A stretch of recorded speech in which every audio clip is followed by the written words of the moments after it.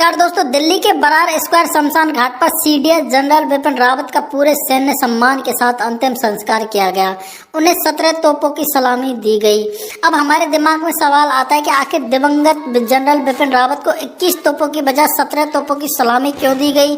उन्हें तो 21 तोपों की सलामी देनी चाहिए।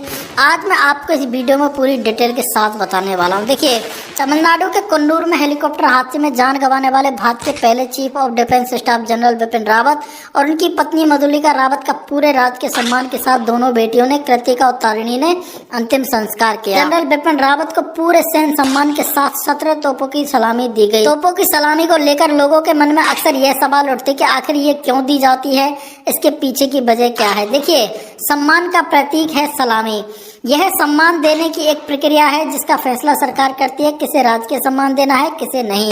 गणतंत्र दिवस, स्वतंत्रता दिवस सहित कई अन्य मौकों पर तोपों की सलामी दी जाती है। विशेष मौकों पर तोपों की सलामी देकर सम्मान दिया जाता है।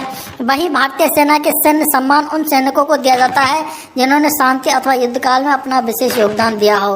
राजकीय सम्मान में भी तोपों की सलामी दी जाती है। भारत में गणतंत्र दिवस के मौके पर राष्ट्रपति को 21 तोपों की सलामी दी जाती है। 17 तोपों की सलामी हाई रैंकिंग सेना अधिकारी, नेवल ऑपरेशन के चीफ और आर्मी और एयरफोर्स के चीफ ऑफ स्टाफ को दी जाती है। भारत में चीफ ऑफ डिफेंस स्टाफ का पद नया है। चूंकि यह पद सेना से जुड़ा हुआ है, इसलिए उन्हें भी 21 की नहीं बल्कि 17 तोपों की सलामी दी जाएगी।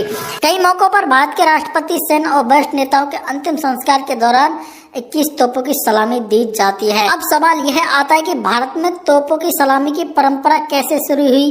तो आप लोगों को बता दें कि भारत में तोपों की सलामी की परंपरा ब्रिटिश राज से शुरू हुई थी। उन दिनों ब्रिटिश राज को 100 तोपों की सलामी दी जाती थी। अमेरिका, ब्रिटेन, जर्मनी, फ्रांस, चीन, भारत, पाकिस्तान, कनाडा सहित दुनिया के कई देशों में एन राष्ट्रीय दिवसों पर 21 तोपों की सलामी की परंपरा रही है। कहा यह भी जाता है कि तोपों की सलामी देने का प्रचलन 14वीं शताब्दी में शुरू हुआ था।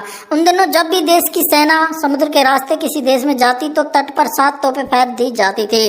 उनका मकसद यह संदेश पहुंचाना था कि वो उनके देश पर हमला करने नहीं आए हैं। उस समय यह प्रथा रही थी कि हारी हुई सेना को अपना गोला बारूद खत्म करने के लिए कहा जाता था, जिससे वो उसका फिर इस्तेमाल नहीं कर सके।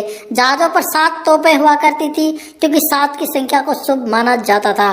तो दोस्तों, अब आप लोगों को कंफर्म हो गया होगा कि आखिर जनरल बिपिन रावत को 21 तोपों की बजाय 17 तोपों की सलामी क्यों दी गई। साथ के साथ आपको पता चल ही गया होगा कि भारत में तोपों की सलामी की परंपरा कैसे शुरू हुई। अगर आपको वीडियो अच्छा